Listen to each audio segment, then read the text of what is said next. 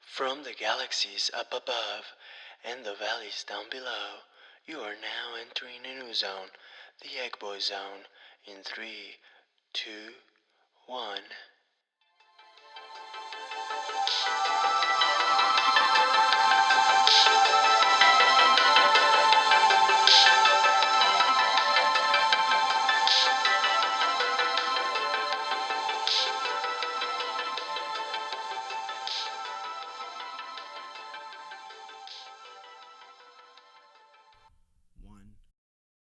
Hello, everybody. Welcome to Yolking Around episode numero 9, number 9. We're glad to be back.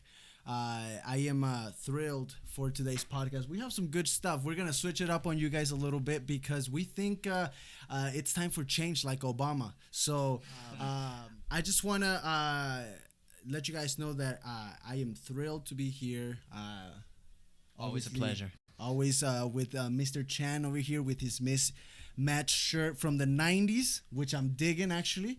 And then Deegan is making his appearance. I think he tried some peyote or something because he's very tribal today. So I don't know what's going on with him. He's tripping. I think he had he's turning into a wild boy. I'm feeling a little native today. Yeah. One podcast is all it takes, like, apparently, to get out of your fucking shell. And in the background, we actually have our technician for today. Little ugly duckling Irving back there. The quack. The quacknator. He's gonna be helping us out. He might pop in every now and again. He has strong opinions. He's just a little shy until the alcohol hits, like everything else. There's no stopping him after that point. Exactly. Those vasos of sangria, and he's gone. Yeah, 2 glasses of sangria is all it takes for that demon to come out and play a little bit. I just want to start with just saying hi. How you been? How you been, Deegan? How you been? I haven't seen you guys. Actually, I haven't seen you guys in like a whole week, so I just wanted to touch bases with you guys. How you guys doing? We're doing pretty good. Me and Deegan had some adventures with our washer. If Deegan can elaborate. What happened?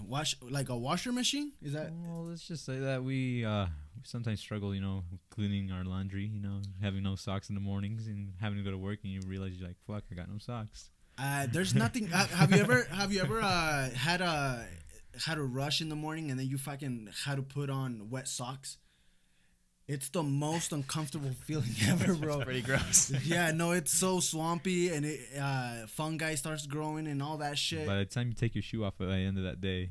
What happened to your guys' washer machine? Oh, yeah, so I get a little technical here, but that transmission on our washer went out, so, the drum doesn't spin out, it doesn't drain our clothes well, yeah. So it's still a little soaky, and then it takes a couple runs in the dryer to actually dry them out. So do you guys have to do the air dry kind of thing? Basically dry. Lay it on the floor or something like that? I mean, that's what Chandler does. I've been doing that for years now, but Hawaiian is old school. Chandler is old school. In Hawaii, they air them out. I used to do that a lot in Mexico, actually. Yeah, I mean, it's more humid weather. There's a lot of more sunlight, so if it's not raining, that's the only thing you really have to be careful for. If you put your clothes out, it's probably gonna rain during the day, so you kind of want to watch it and be home. But it dries before the day is over. I remember when I used to dry my shit on the clothespin line, and it ended up being basically like brittle as hell. Like, yeah, my jeans would be so hard. It turned into a plate. I know. Yeah. I've been through there, Mexican style right there. Yeah. The Mexican style, the air drying. There's a trick though. You can put it in the dryer for like 5 minutes, and then you air dry it, and it's better. It's just nice and soft. Yeah. We were actually at Irving's house the other day, and I think we had a tournament last weekend, and he was air drying our jerseys. I remember. So I thought it was very, very classic. It took me back a little bit. I was like, oh shit. Actually, that's exactly how you're supposed to air dry jerseys. I mean, so they don't shrink and melt the numbers and all that shit. The numbers coming out at the end and all that. I just want to get into it. I guess our first topic is gonna be the Visco girls. And this is a topic that basically, if you're not informed about what a Visco girl is, I guess you're gonna get some sort of information through us today. it's a thing that started in, I think, TikTok, but I wasn't aware of it until one day I was at my job and I had a hydro flask in the back, right? Actually, I think I have it. So I had this hydro flask back there, and these I think they were like, they didn't look, they were teenagers. They were probably like in middle school, I want to say. And they were like, "Oh my gosh, whose hydro flask is that?" And I was like, "Mine." And they were like, "Oh well, that's so cool. I wish I had a hydro flask." And I'm like, "It's just to me it was just a thermos." Your ordinary water bottle right Yeah, there. it's just a thermos, right? And they were like, "No, it's super cool that you have one." And then I told my manager, and then she was apparently informed about this Visco vibe that's been rising up for a good minute. So apparently, what it is a Visco girl is sort of elaborated in TikTok. It's more than a vibe. It's also just like a trending style in a way. They tend to have hydro flask, scrunchies. Yeah. The hair ties that are, I don't know how to describe The them. big poofy like wool looking ones. Yeah, exactly, They're yeah. not just your normal Yeah. rubber band. And they tend to have, there is some something meaningful to their way of dressing up and the way of lifestyle, I guess you could even say. They try to be environmentally friendly, so that's why they stopped using water bottles. They decided to go with the hydro flask, and they tend to use metal straws as well. But I mean, those are all good things, but there's also a weird side, like everything, and it might just be weird because it's just new generational, and I'm just too old for that, maybe. But they tend to go, they make weird noises and shit, like Their laugh, right? yeah, their laugh. And then they have another one, but we cannot make sense out of what the fuck they were saying. We can't pronounce it.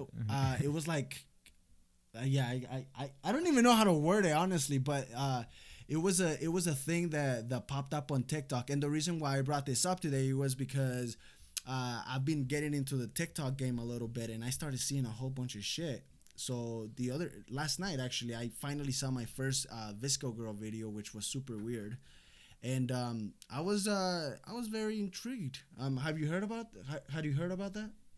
Yeah, because I work with kids, so I get a lot of the. But from my understanding, they sound, kind of like hipsters, kind of trendy. The oversized shirts with the shorts you can't really see because they're covered by the shirt. It looks like they're naked underneath, kind of thing. Yep, usually younger high schoolers tend to have this look, and it was originally a photo app, Visco. Oh right, yes. Visco is actually, the name is derived off of an app. Yeah, a photo editing app to make aesthetically pleasing photographs to post on Instagram, basically. And I don't know, Deegan, have you heard about it? Honestly, I don't really follow I don't really go on TikTok. I don't fucking give a damn. I mean, I could care less, but I mean, at the same time, I see their point. I get what they're trying to put out there, but at a certain extent, there's, like you said, the weird side that, you just. I heard it's like kind of like a surfing kind of vibe that they have, surfing style. Like coast life. Yeah, like a coast kind of thing. It was very interesting. I don't know. I think, I mean, like I said, it might be weird for me, but this is the things that teenagers are doing. Right, so. And they tend to have like brand name things. That's where the specific brand. Yeah, exactly. There was a certain backpack that's like from Sweden or something. The Kankan or I don't even know how to say yeah. It's like a square backpack. It's like a square backpack. Something that came back from the 70s. They brought it back. Making it big again. Yeah, and they wear Birkenstocks as well. Yep. Which are super expensive. I looked up the price of Birkenstocks. They're like $100.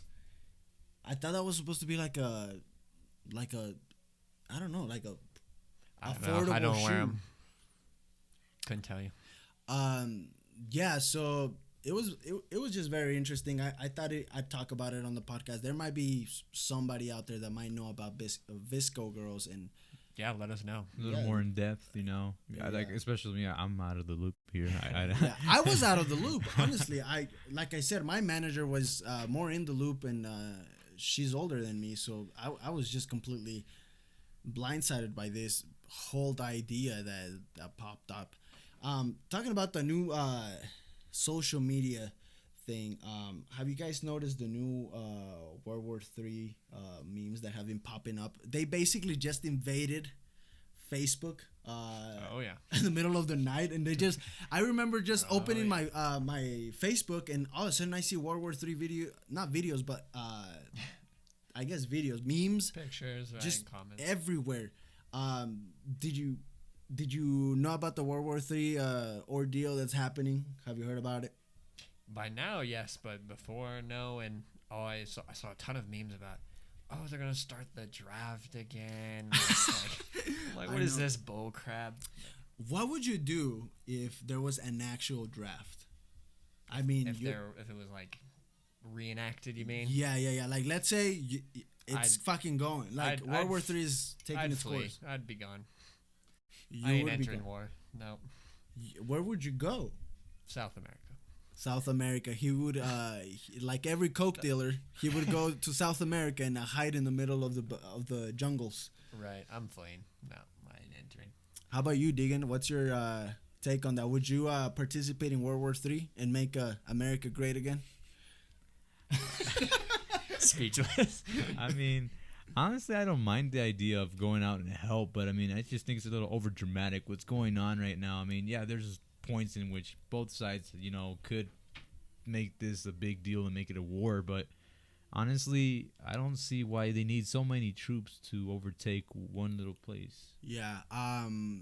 So if you guys weren't aware or hadn't investigated, we did a little investigation here at the Egg Boys channel, and basically, the situation was, Trump guided a what's it called? It was a missile, but it was drone, right? a drone. Yes, a drone was flying over this airport area, and launched a missile over where the General Soleimani was, and basically annihilated him, just They killed destroyed him. For sure. And this general was a leader of importance to the people of Iran. And there was an interesting aspect of it because he was actually helping defeat ISIS. So Iran and the U.S. were sort of in an accord to help each other in a way, but Yeah.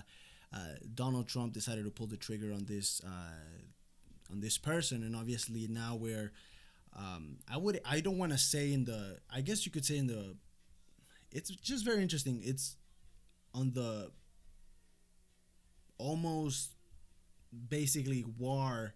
It's almost a breaking point. Yeah, of like which, a breaking point of war, and but it's very, I don't know. It's still very limbo like. It's up in Well, the air. It's interesting because, from what I've heard,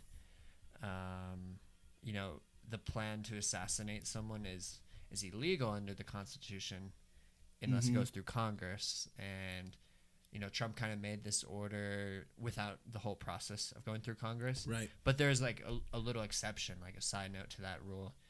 If there's an imminent threat, then it's yep. okay. Yep. And so it's like, how do you define imminence? Really, they based it a lot off of his past actions, and they say they had intelligence that said, you know, hey, this guy is planning attacks on U.S. diplomats, and Right. basically claiming, you know, we had to act to save further lives from being lost. There's also chats going on about that this guy or certain guy has been targeted multiple times, but not only by the U.S. but by other countries as well, other regions, and they've been on his radar. Like It's been kind of a red dot popping up in this map, right? They just have hesitated to pull the trigger because of political and other reasons, you know. Yeah, diplomacy and all that, trying to keep things in a safe environment, obviously. Yeah, trying to not provoke, but I mean, trying to stay away from that World War III thing happening. You know, they know it's a big deal. Pulling a big shot like that on a big guy in Iran is just it's a big deal. Yeah, and this is I actually have a story, and this is crazy. The other day I was at the gym, and I was in the sauna, and I remember going in, and it's kind of a funny story, just to kind of take off a little bit on the whole ordeal. Um, I went into the sauna and it was just packed in there, right? There was a lot of people in there, which was surprising. I sat down, everybody was quiet, and my dumbass decided to say, "Are you guys getting ready for World War III?" And people Break the laugh. ice. Yeah, exactly. Break the ice. I don't know why my dumbass decided to do that, but I just felt like there was a lot of tension where there shouldn't be any tension. It's a fucking sauna, right? And people started laughing, so that was good. And that definitely did break the ice. People started talking about it, and then this guy says, "I have a cousin, and this is a true story. I have a cousin that was right there where they bombed that Soleimani." And Wow. yeah, and he's like, "I asked them to send me photos, and he did send me photos, and I kid you not, bro. He's like, he was literally like, bro, do you want to see the photos?" And I was like, oh shit. Like, I'm like, am I endangered? But my curiosity was like, yeah, why not?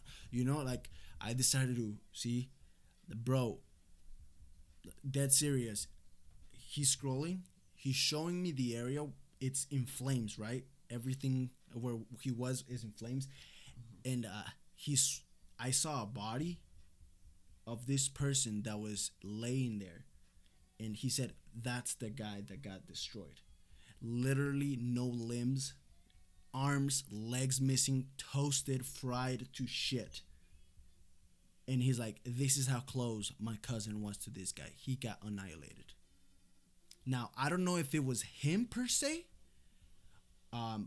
or if it was someone else that was in that, because obviously they roam around with a lot of people, right? But man, it looked horrid. It looked bad.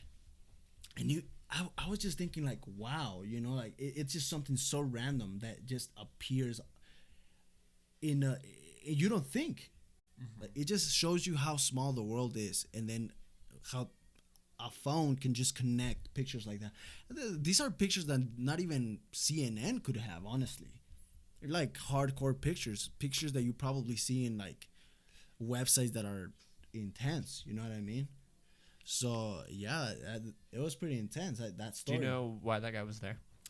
Uh, who the cousin or Yeah, the guy that took the picture. he's in the military. Okay. Yeah, he's in the military, and he just happened to be there at that area, and and knowing that, I mean, that makes me think. I'm like, well, they opened this missile knowing that there was friendlies around, Right. And that being that close to that explosion, that tells you how. I mean, even the idea of just having to blast someone with friendlies around is just crazy, I think. yeah, it's a and there's a lot of threats. I mean, obviously we're hoping that this doesn't turn into turmoil and just another war. I mean, we don't need another war entering 2020. Hopefully not. So I don't know. It was very, very interesting. It was kind of a heavy week. I think on the news, I got to see that. Definitely. It was a little heavy, and I don't know. I wanted to touch base on the show just to show that we're also aware of things like this happening. I don't want to say I don't want to get too political, obviously, but I just want to. Maybe there's people out there that don't have a gist of what's going on, and we did a little bit of research, and that's exactly what we found. I mean, I don't want to say I have a stance on it. It goes a lot farther. Yeah, but- we're just touching the surface about this. Yeah. A lot of people are, have their opinions, and it's very interesting to hear the variety of people.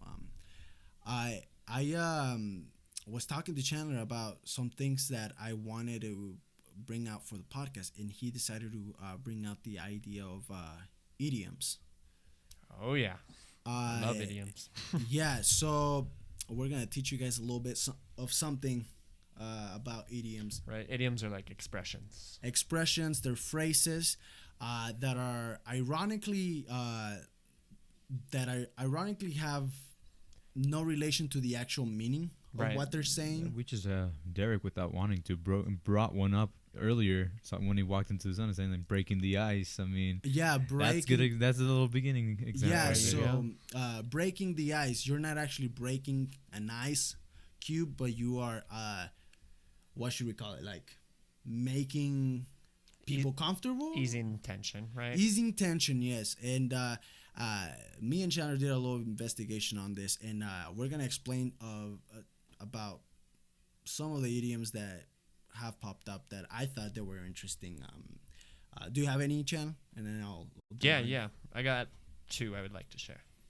The first one that actually my friend told me, and I was like, that doesn't exist. I was like, Chandler, you're making up bullshit again.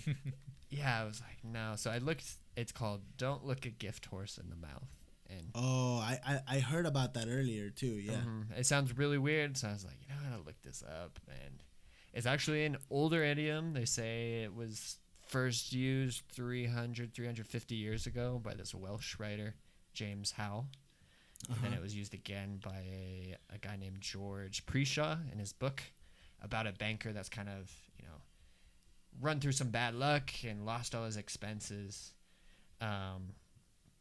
And really kind of what they're saying, he gets this gift later on, and it says don't look a gift horse in the mouth, and it basically means don't be ungrateful for a gift you've received, whether it come out of left field, another idiom, it comes out of the blue, unexpected, just to be really grateful for anything you receive.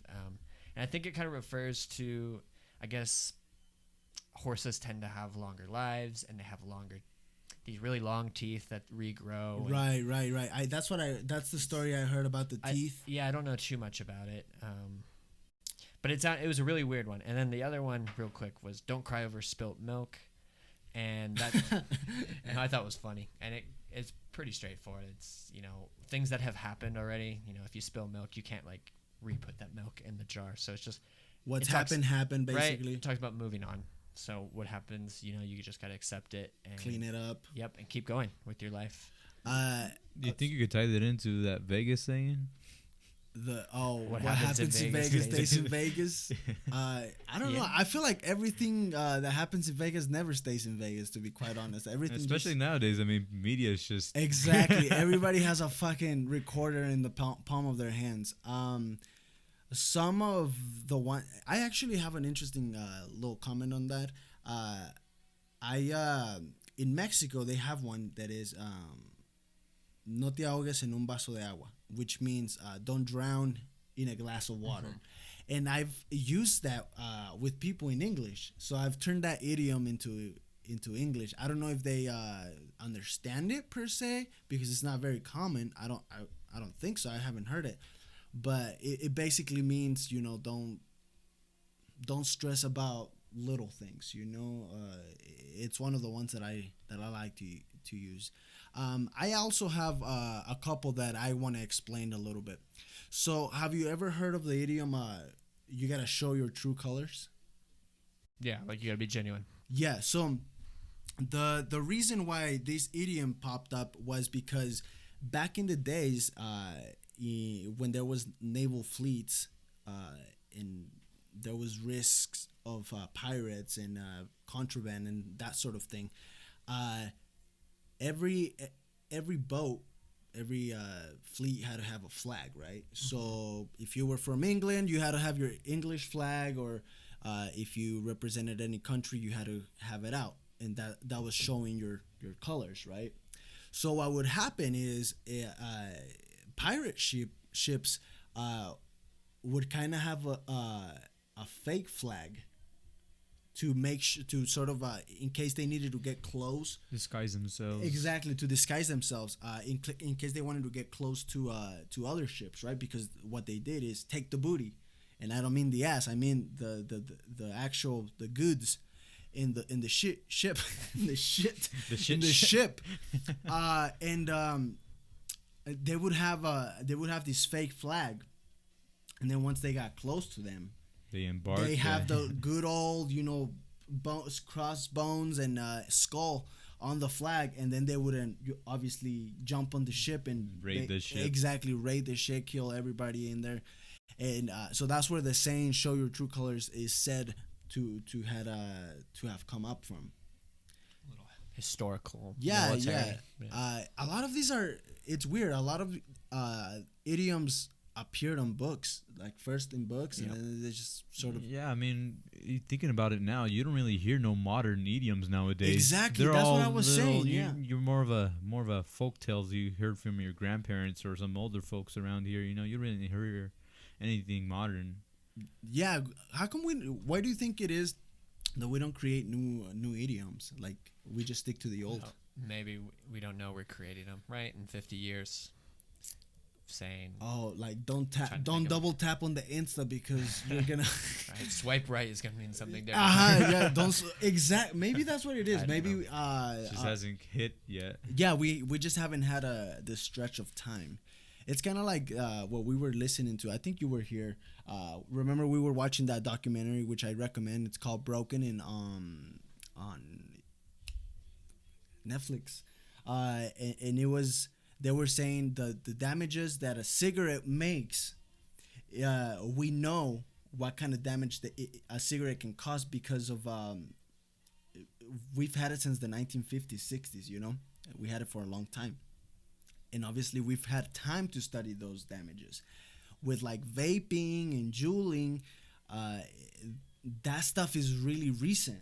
So we don't know what it is over a long run. Like we know what the chemicals are. We know what things are coming in and out We of your just body. don't know what the effects are in the long term. On the long term, yeah. So that kind of reminded me of that a little bit. It's just Definitely. like maybe our words will stand the track of time, and yeah, swipe right might mean something like don't We'll swipe see. right. It's like don't deny me or don't block me or some shit like that, right? Another one that I had is give them the cold shoulder.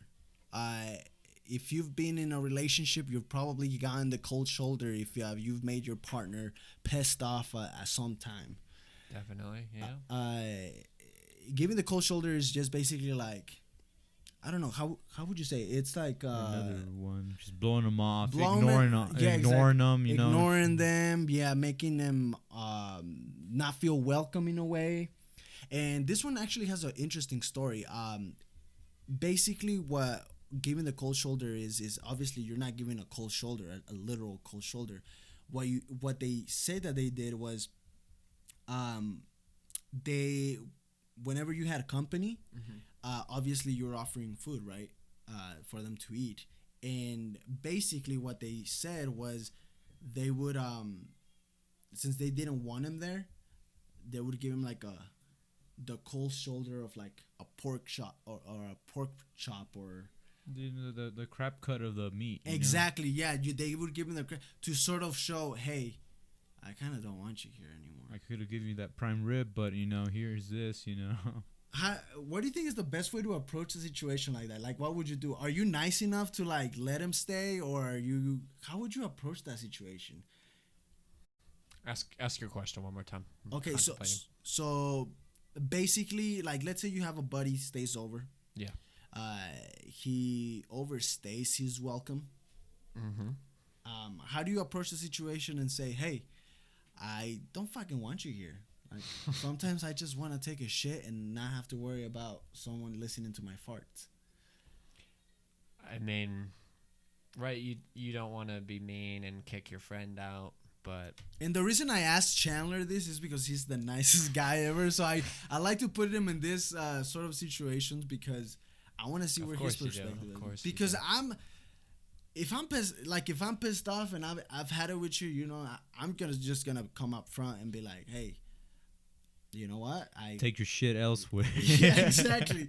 I guess I would give him a time frame, right? And say like, hey, if you're gonna live here, we usually expect you're paying rent, right? And if you're just gonna live here for free, that's that's invading on the privacy of me or my roommates, and I'm gonna need you to leave in X amount of time, be it a week, 2 days. So give him a time period, basically. Yeah, and I think that's fair. And if they're upset with it, you're just I'm sorry. If there's anything I can do to help you, but you just can't stay here anymore. Have you ever been on the other side of the situation where you feel like, okay, I think that's I've overdid my. outstayed yeah, my- I think that's my cue to get the fuck out. Have you ever been on that side or? I mean, the closest was before me and Diego found the house where we're living now. I need to fill up my cup. Sorry. Oh man! Continue. But before we found the house that we were currently living in, there was a brief period. I think it was like a month where, our old lease ended and we hadn't found a house. So I was like, crap, I gotta like go find somewhere to live. That shit's so stressful, huh? And I was the same. I don't want to just like. So I'd go to one person's place, and then stay there for whatever, a couple of days, and then I'd be like, all right, I gotta hit up my other friend, go to the next house, because it did feel kind of weird, like I was just always there. And luckily, I have very loving and caring friends that were like, you're fine, stay as long as you need. But it's funny. Just as I was like thinking, I need to move again, like a third time, we found a house, and I told my friend like, hey, we found a place, and I could definitely read his face. He was like, thank God. He didn't say that. God. But it's, yeah. I mean, you want to be nice to people, but it is, I know everyone likes their privacy. And I guess a couple tips that you could say to give to someone that is doing that has to go through that situation, because I've gone through that stuff. It's just try to be helpful around the house. Try to be helpful around the house. Don't be a pain. Definitely. Yeah, try to like observe yourself. Look at yourself on the other side. Like I know you're trying to get through your stuff. It might be rough and stuff, but also, I mean, keep in mind that you're the one being helped, and that welcoming you is their priority. But that's just being generous. But on the personal side, it could be other values that are involved in this. Correct. Yeah. I especially, and stuff starts getting muddy, especially if you don't have a house. I mean, not a house, a job. Oh yeah. You know what I mean? Like, if you don't have a job, my best advice is just fucking make sure that place is spotless and you're actually trying to find a job. Right. I mean, ideally, you never want to leave one job without having another one lined up, but it happens, right? It happens to the best of us. And at that point, you gotta apply everywhere. And even though if it's not the job you want, at least get something for the time being until you can move on. Because that's not the time to be picky, right? When you have nothing. Right. And like, I don't want to bust tables. Like, yeah, and a that's lot of so people get below like me. that. A lot of people get sort of bougie, and they're like, yeah, that's not the job for me. Bitch, you don't have a fucking choice. You gotta make some Right. money. I would clean up dog poop if it meant, I could pay rent. It's whatever. Exactly, yeah. How about you, Dean? Have you ever had that situation? Honestly, I mean, I personally don't think I have, in my point of view. I mean, haven't really been in those kind of situations, really. Right. And if I have, I mean, I've done my best to make that Make sure you're like picking up your slack, basically. Yeah, I've make tried it my easier. best. Like example as well, I'm using Chandler's example here. Instead of him being with him when we were looking for houses, I stayed up with my brother, Mhm. and his girlfriend's place. And yeah, I mean, I pitched in every once in a while, but at the same time, I wasn't really there. I had a night shift at work, and I really worked long hours. I was never there. Yeah, whenever you're in that situation, excuse me, you try to sort of avoid. I mean, Being there. I just really take that into consideration. I'm like, well, yeah, I mean, I appreciate everything you've done, and then here's my part, above what I've already given. I'm just very thankful for what's going on.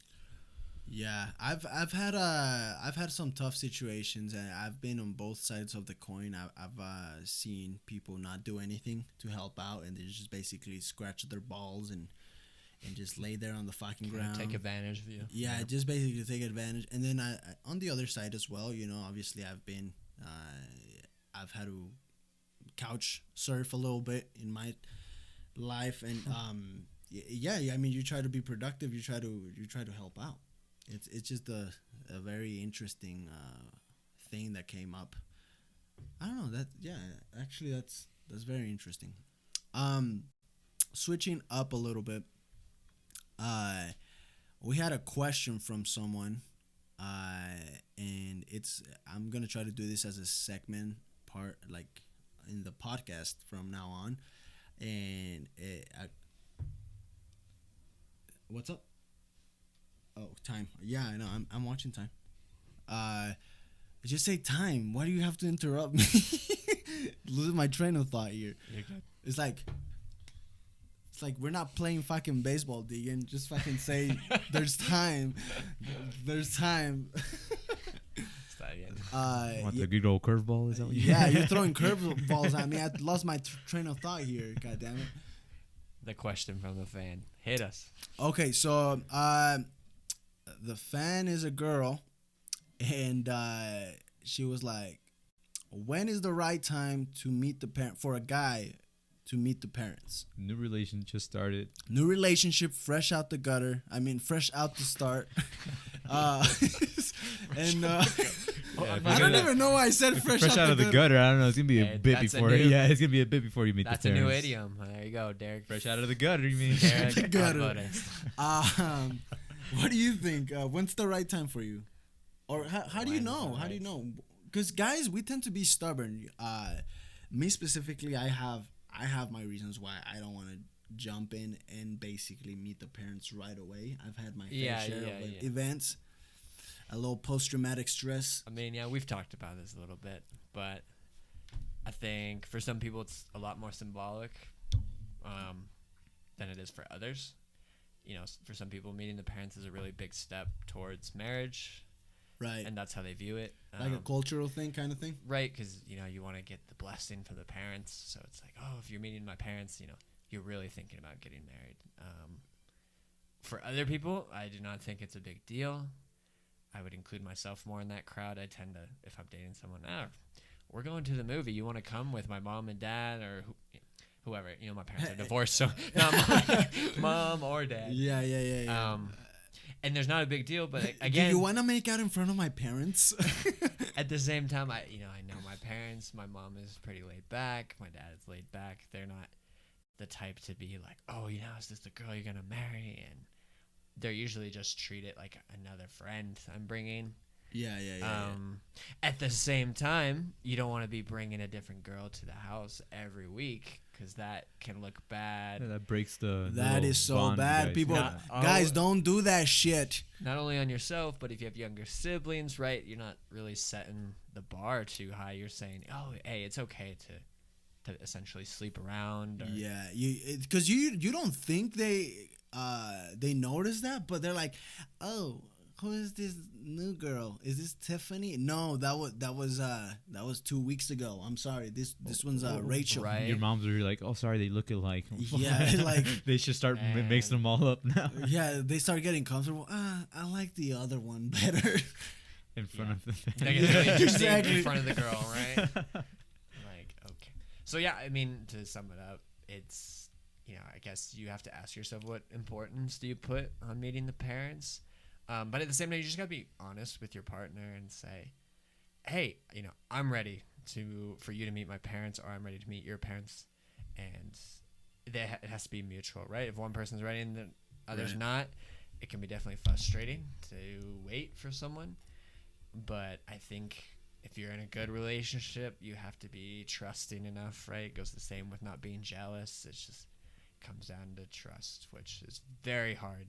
Very, very hard. Yeah, especially nowadays. Yeah, trust just goes out the window a lot. Especially when, you know, if you've been in a relationship and you've been taken advantage of, so it, you know, your trust is a little bit less. Like they say, that post-traumatic stress lingers up and just kind of flares up on your relationship, and it could be very dangerous. How about you, Deegan? What's your take? I mean, I know you haven't dated a lot, but what would you say on that? Honestly, I mean, me being a student, I just get really weird about this, but I mean, I'll really do my research on the parents, get to know the girl. I gotta investigate them. Not like straight up like, hey, do they work for the government? I want to see who they work for, who's their boss, where they live. You know, it's not that bad, but I want to like, hey, just stalking them, just like. Who's that weirdo? Oh man.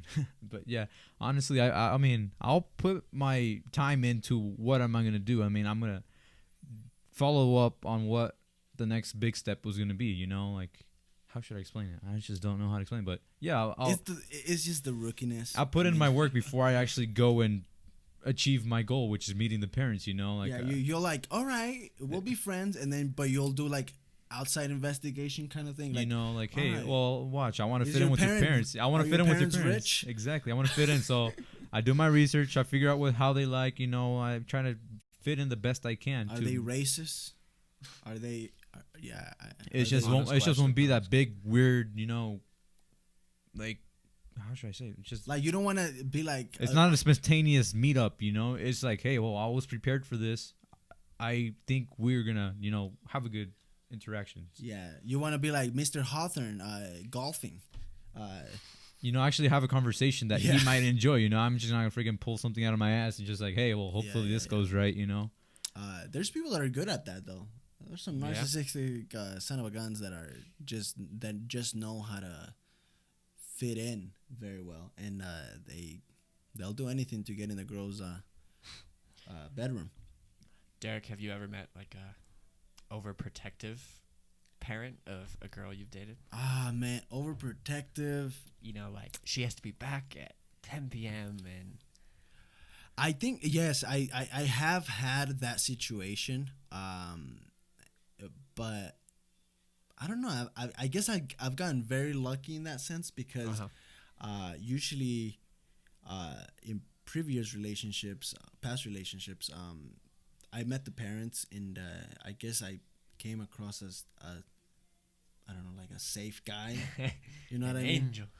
Yeah, exactly, an angel with horns, and I never really struggled. I mean, at first, yes, when they don't know me, I've ran into situations where like she has to be here at 12 or 11 or whatever the curfew they have. But yeah, I definitely have had that situation pop a couple times. How about you?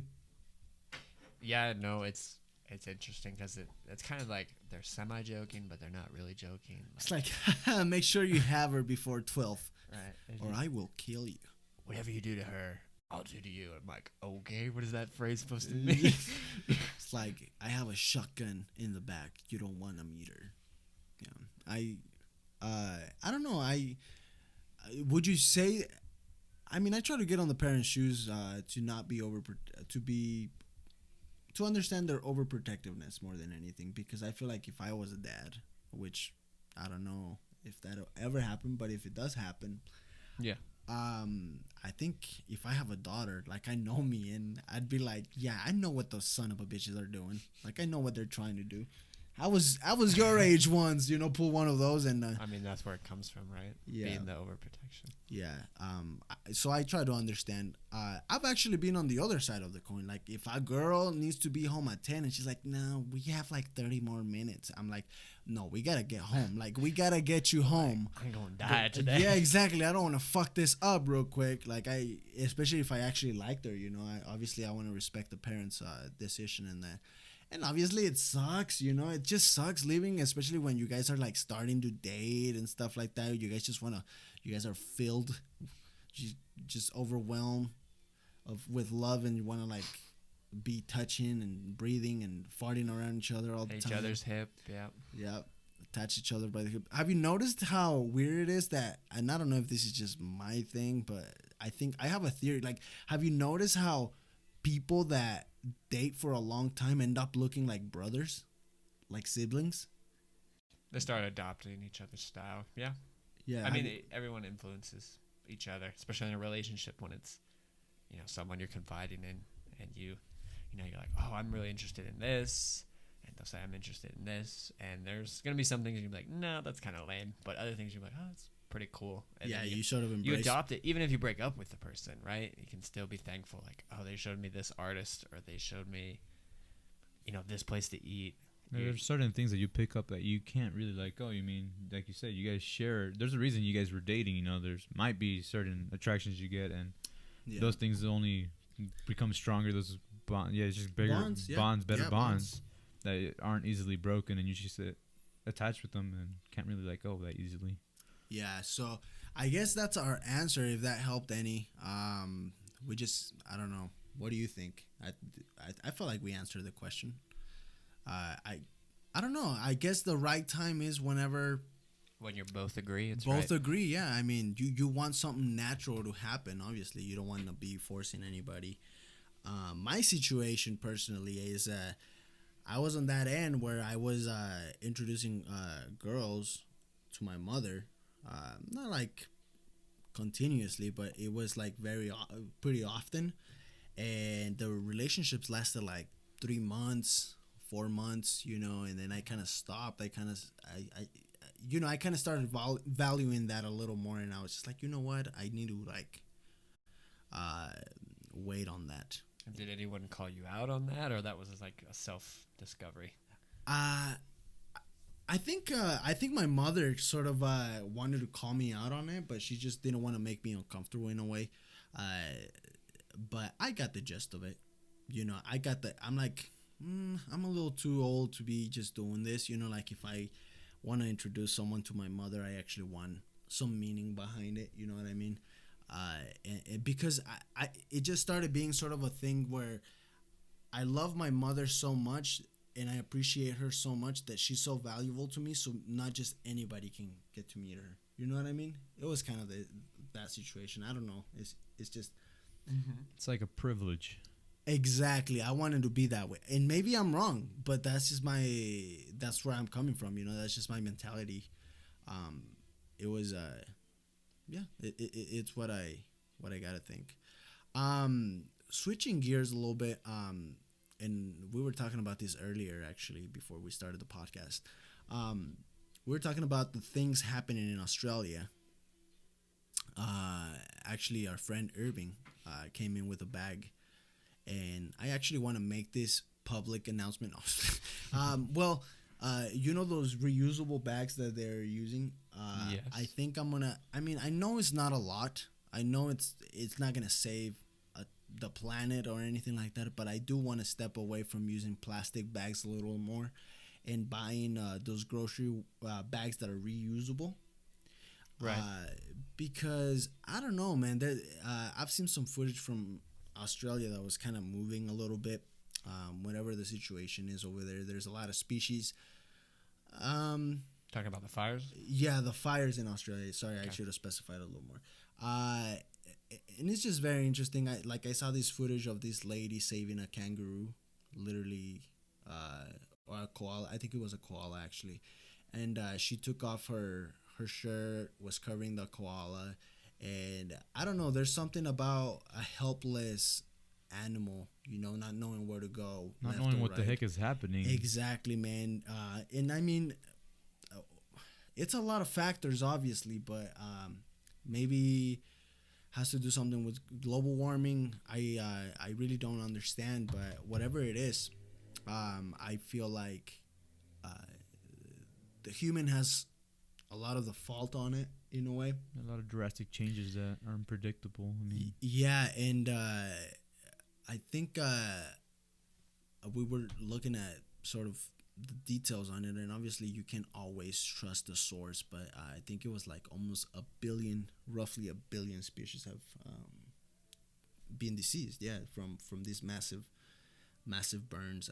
I know that a lot of people are donating cash. A lot of famous people are donating cash. I really don't.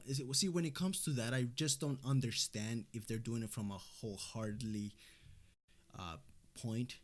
You know what I mean? Like a lot of it is just to up their name, put themselves up in a pedestal kind of thing. So it's just very interesting. I don't know. What do you think, Jan?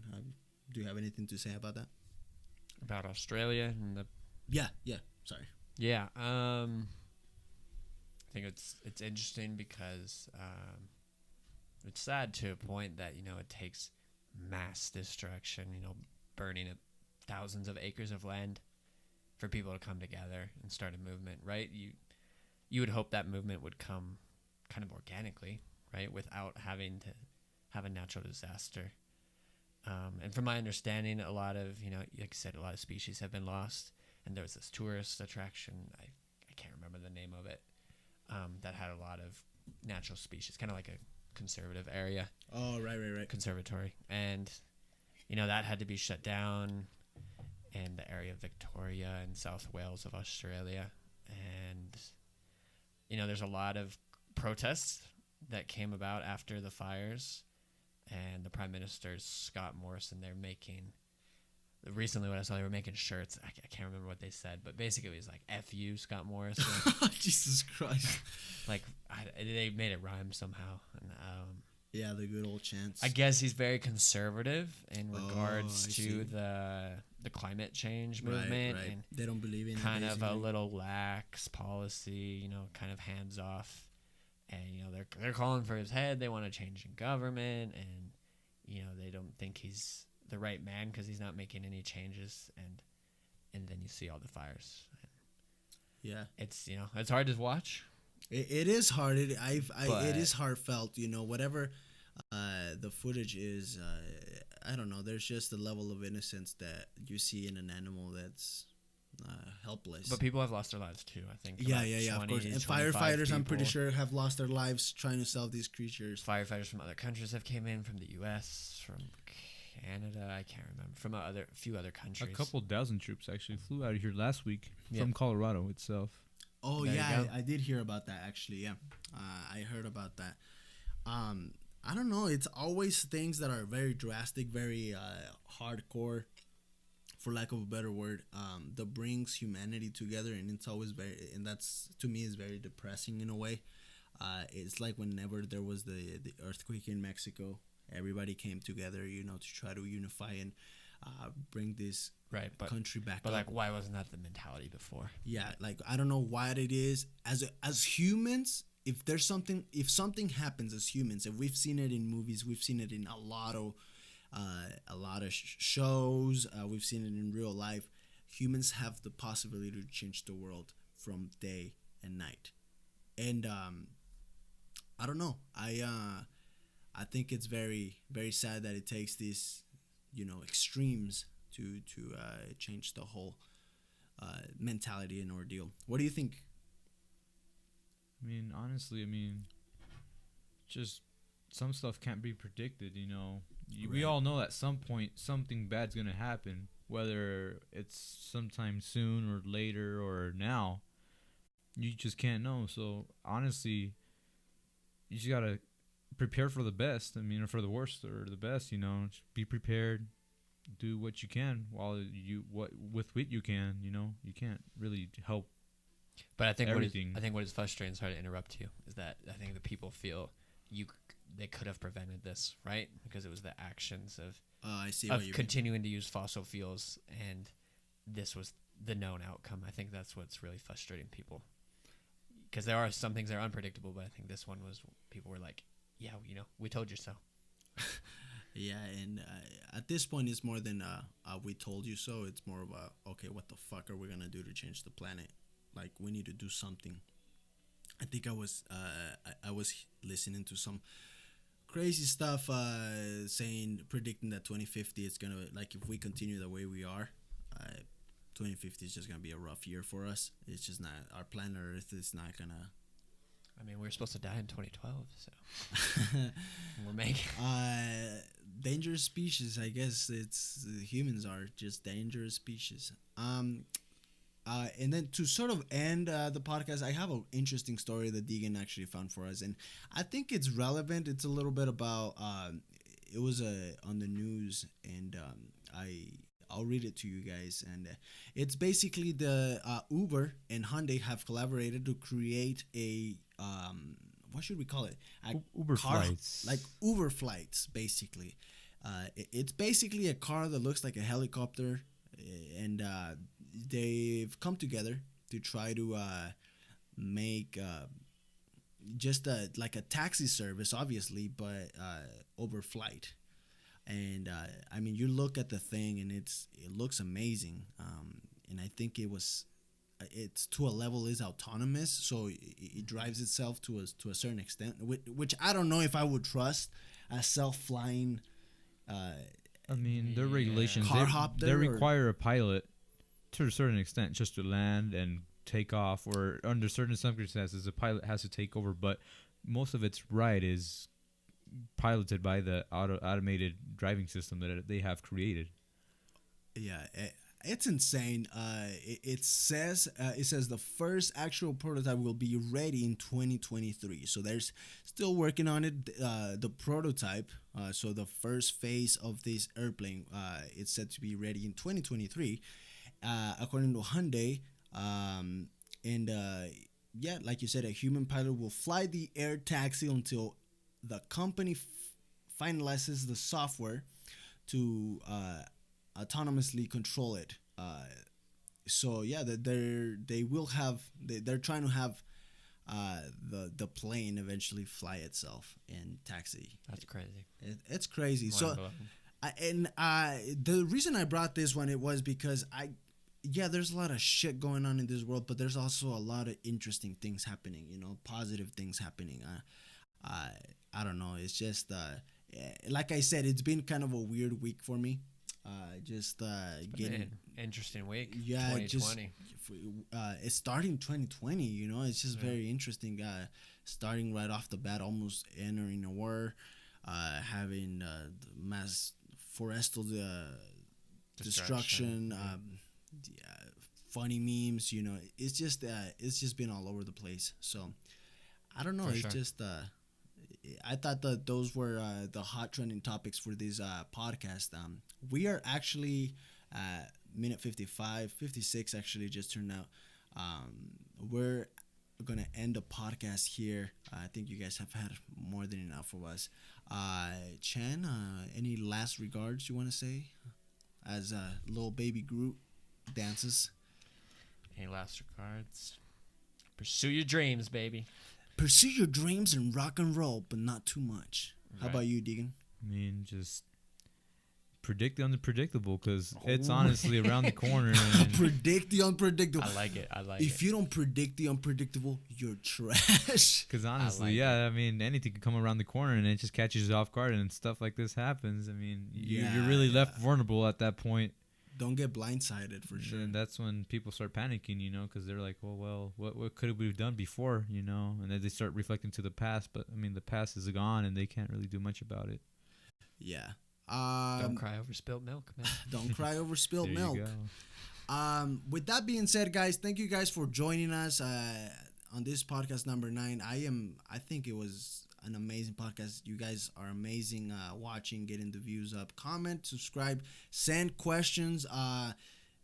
It makes us happy to talk to you guys about Any topics that any you guys topics. want? Yeah. Obviously, you guys see that we have a little bit to say about everything. I just want to give a quick shout out to my cousin. Actually, got me this hat, which I really love. His Snapchat is what the fuck is his Snapchat? Jimmy Doge, like the Doge meme of the dog. And I appreciate the hat. Thank you so much. I am happy that even though he was in the quiet space, little ugly duckling in the back, got to join us a little bit today. Hopefully he gets on here, he grows a pair, he decides to join. After all, he's still a neck boy, so you'll see him around at some point. He's just trying to avoid the situation. I understand it. With that being said, guys, your social media, Chan. You can hit me up on. You Oh, sound like nothing. an old guy. Oh, You no- can hit me up at the. I don't know. Around the In corner the- by in the the internet. salon. Say I'm trying to reduce social media, but Chan's Jams, go for it. Chan's Jams. On Instagram, go for it. You're always on Instagram. He's Yeah. always on Instagram. No, never. Or you just go to the good old WhatsApp for Chandler. What's How about you, Deegan? What's your All right, so it's social? Ochoa Diego 45, both on Instagram and Snapchat. And mine is DMayo92, or D May. I change it up a little bit, but it should be along those lines. I have Instagram, Snapchat, DMayo92, TikTok, whatever it is, you can find me. With that being said, guys, thank you guys for joining us. Hasta la vista, baby. Ciao, ciao, ciao, ciao, ciao.